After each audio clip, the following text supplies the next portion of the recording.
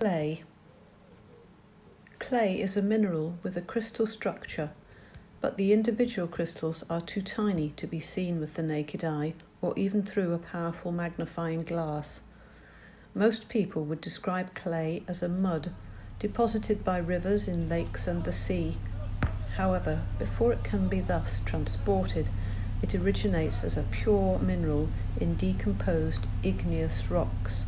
The decomposed rock is no longer the hard igneous rock of the original, but is a soft disintegrating rock, which, if exposed, is weathered and washes away. During transportation by a river, or by ice or sea, the clay is ground, picks up impurities, loses associated minerals, and is finally settled into areas of similar particle size.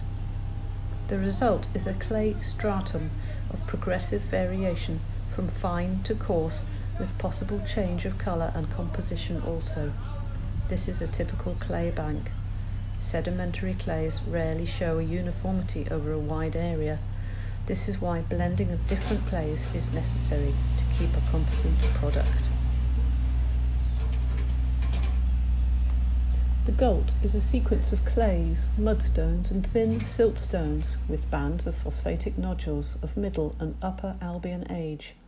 Its outcrop stretches south-westward from East Anglia through Wessex to West Dorset and surrounds the Weald in an arc from northeast Kent westwards through Surrey to Hampshire, where it turns south and returns eastward through West and East Sussex. The gault clay thickens to the south and reaches its maximum development of over 100 metres in the Weald and thins to the west as it passes into Hampshire and Dorset. The gault clay contains both clay and non-clay minerals, and its distribution is fairly uniform. Calcite is present as fossil debris and as a cementing agent. The gault is more calcareous in the northeast than in the south and west. The major clay minerals present are kaolinite, illite and smectite. Two main clay mineral assemblages have been identified: kaolinite illite and smectite illite. Higher concentrations of smectite have been found in fissures and in the zones around shear surfaces. Pinching. Forming a pot by the compressing action of fingers and thumb. The pot grows from a ball of plastic clay by pushing a hole in it and progressively thinning the walls. The pot is slowly rotated in one hand as it is pinched with the other. A soft plastic clay is required. Coarse clays can be used because there is no friction between clay and hands that would tear the clay. If coarse clays cannot be persuaded into pots, their workability for pinching can be improved by a generous addition of bentonite. Some clays become very dry and require to be worked wet. With water, the pinching action becomes a stroking action, and it is probable that throwing developed from this technique. Large pinch pots are enlarged by further beating with a paddle and anvil. Two pots can be joined rim to rim to form a larger pot. The idea is simple, and pinching is often used as an introduction to pottery making. The product is the direct result of the concentration and action of the maker. No tools intervene. Mastery of the technique promotes close observation of the clay's properties and the effects of the hand's actions. With development of skill, one can make pots of great sensitivity.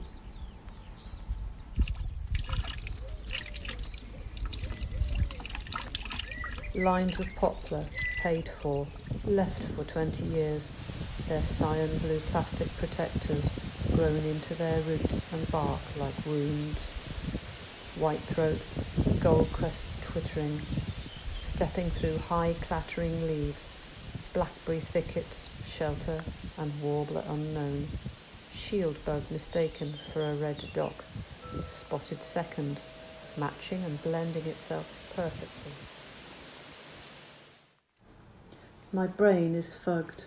I'm homeschooling and coping with lockdown and family. My MS corrals me into days of extreme lethargy with nothing to spare, but I still want to try to find an outlet. with a head full of disparate and sometimes insistently coherent and potential thoughts for a piece. Doubts and practicalities weigh me down. It's easier to give up. Easy life, no complications, except the above.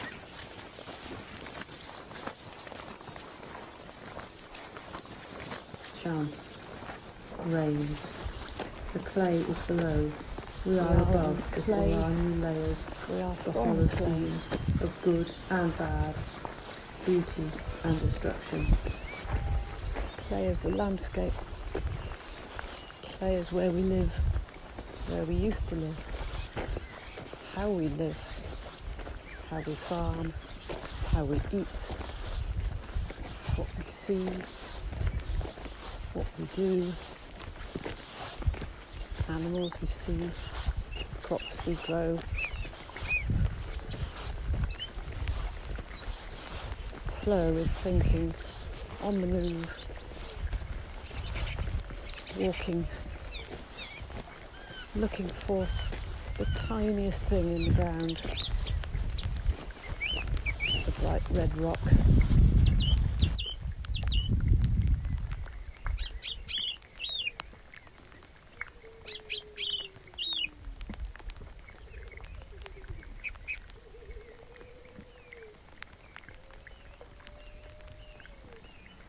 This is all 1 mile or less from our old land, and we never walked here. Stony Lane joins this end to our road, and we never completed its length. Most of the time at Golder Farm, I was not well enough to walk this far. I appreciate now how much better I am. Even if I hate the fatigue, at least I can explore, and it's good to be back and see it with fresh eyes, nearly 2 decades on. We'll have to see. Burnishing.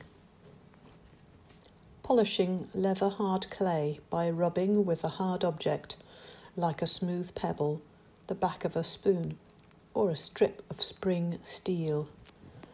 Pinched and coiled pots are often burnished.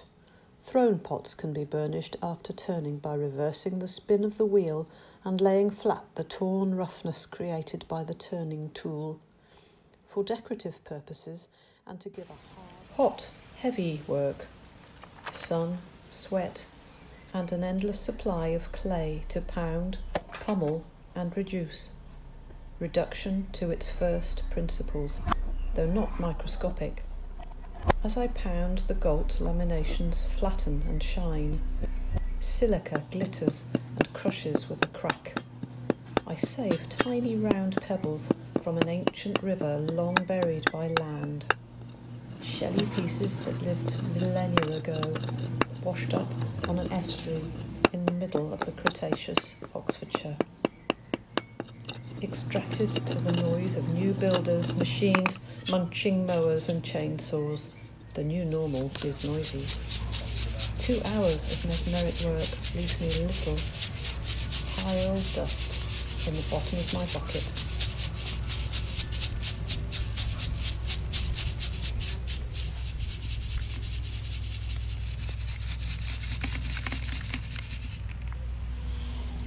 Bucket, dust, sieved and ready to make into clay again. Cyclic until fired.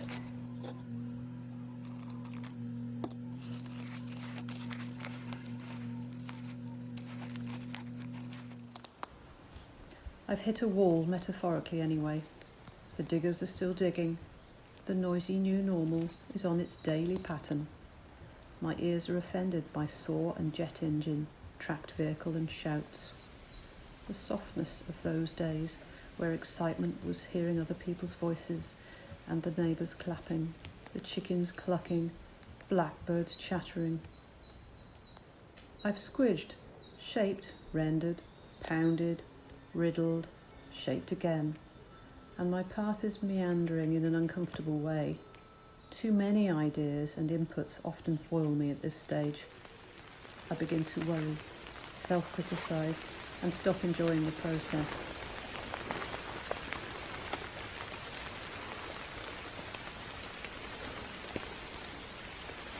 Seeing the wood for the trees, is that how it goes? I think I Anyway, found the It's path. that search for Over the there. refinement of the initial flood of activity, efforts and brief follows into flowing cohesiveness. Deep The answer ones. is in there. The result evades me just now. Smashed first 3 pots. Felt odd, then quite good. Firing. The process of conversion from clay to pot. It involves heat of at least 600 degrees centigrade. Clay disintegrates in water, but is changed by firing into a stone-like material unaffected by water, and in some cases impervious to water. The change is called the ceramic change. Other changes occur during the firing, e.g. organic matter is burned away, the colour changes, a layer of glass is fused onto the surface.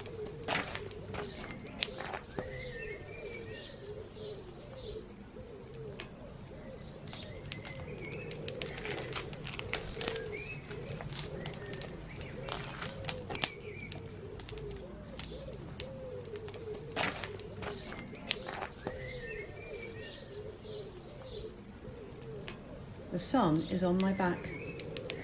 I've arrived.